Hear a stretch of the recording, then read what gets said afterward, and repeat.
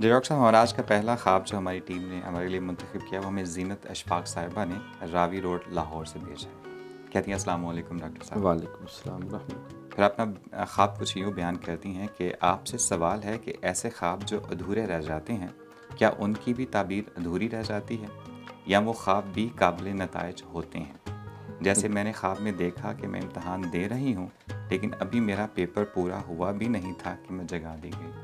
Doctor صاحب ایسے students اکثر ایسے خواب دیکھتے رہتے ہیں۔ وہ غالب کا شعر ہے نا کہ ہزاروں خواہشیں ایسی کہ ہر خواہش پہ دم نکلے، بہت نکلے میرے ارماں لیکن پھر بھی کم نکلے۔ اور انگریزی کا بھی محاورہ ہے کہ if wishes were horses the beggars would ride۔ تو انسان جو ہے وہ آرزویں اور تمنائیں خواہشات جو ہے وہ کوئی حرج نہیں، ظاہر ہے اچھے خواب ہونے چاہیے۔ حضرت عمر رضی اللہ تعالیٰ کا فرمان ہے کہ بہترین کامیاب روشن ترین مستقبل کے لیے ہر وقت پر امید رہو۔ بے شک اللہ نے پیغام دیا ہے، ہوسٹ سسٹینز لائف، تو اور بدترین حالات کے لیے ہر وقت تیار رہو۔ کوئی پتہ نہیں جو ہے وہ یہ جب آزمائشیں آتی ہیں تو اکیلی نہیں آتی، اللہ تعالیٰ کا بھی قرآن پاک میں اصول بیان ہوا، وَلَنَبْلُوَنَّکُم بِشَیْءٍ مِّنَ الْخَوْفِ وَالْجُوعِ وَنَقْصٍ مِّنَ الْأَمْوَالِ وَالْأَنفُسِ وَالثَّمَرَاتِ، کہ بھئی میں تو ضرور آزماؤں گا، ہم تمہیں ضرور آزمائیں گے۔ کس سے؟ کبھی بھوک سے، کبھی خوف سے، کبھی جانوں کا نقصان، کبھی مالوں کا نقصان، کبھی کھیتیوں کا نقصان۔ تو ان آزمائشوں کے اوپر جو ہے فرمایا کہ وَبَشِّرِ الصَّابِرِينَ، تو خوشخبری دے دو جو صبر کرنے والے ہیں۔ تو ان اللہ مع الصابرین یہ بھی ہے۔ تو خواب ادھورے، اب خواب بھی ادھورا ہے تو تعبیر بھی ادھوری ہونی چاہیے۔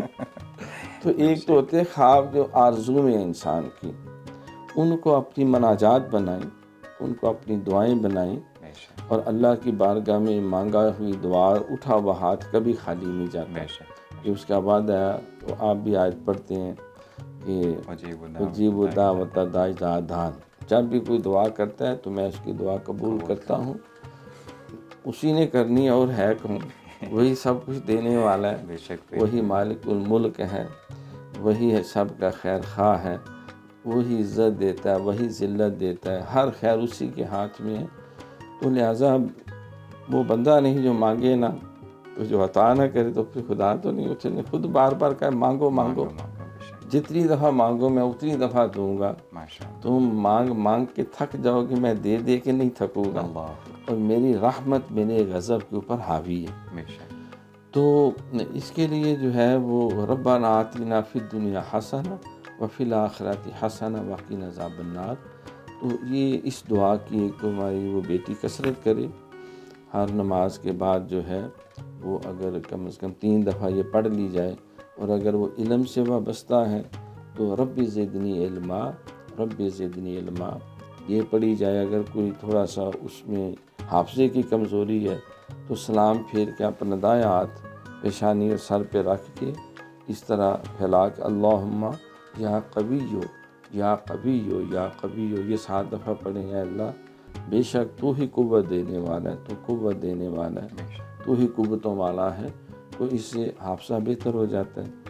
اور سورۃ اخلاص قل واللہ شریف اگر پڑھی جائے تو اس سے بھی حافظہ بھی بہتر ہو جاتا ہے، اور مقدر کے دروازے بھی اللہ تعالیٰ اس کے لیے کھولتا چلا جاتا ہے۔ تو لہٰذا خواب کو خواب ہی سمجھا جائے، لیکن جو آرزویں اور تمنائیں ہیں وہ ایک حسین خواب ہے، وہ اللہ کی بارگاہ میں مناجات ہے، اور کبھی بھی ہاتھ نہیں کھینچنا چاہیے۔ اللہ تعالیٰ سے مانگتے رہیں، مانگتے رہیں۔ سرکار نے فرمایا کہ مجھے بچوں سے پیار ہے اس لیے کہ بچے جب مانگنے لگتے ہیں تو پھر مانگتے ہی چلے جاتے ہیں، رونا پڑے رو پڑتے ہیں، لیٹنا چاہے لیٹ پڑتے ہیں۔ آج تیرے کو انج منگا گے یہ میں اڑیاں کرے آنا، میں نکی جی ضد کر بیٹھوں آج خالی نہیں جانا۔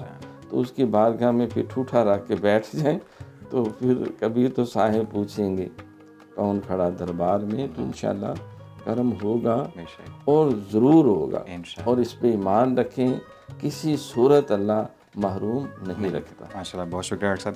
جی زینت اشفاق صاحبہ، جیسا کہ ڈاکٹر صاحب نے کہا کہ hope for the best and get ready for the worst, ہمیں ہر قسم کے حالات کے لیے اپنے آپ کو تیار رکھنا چاہیے، باقی اللہ تعالیٰ سے دعا و مناجات کرتے رہنا چاہیے، وہ دینے والی ذات ہے، وہ ضرور دیتی ہے۔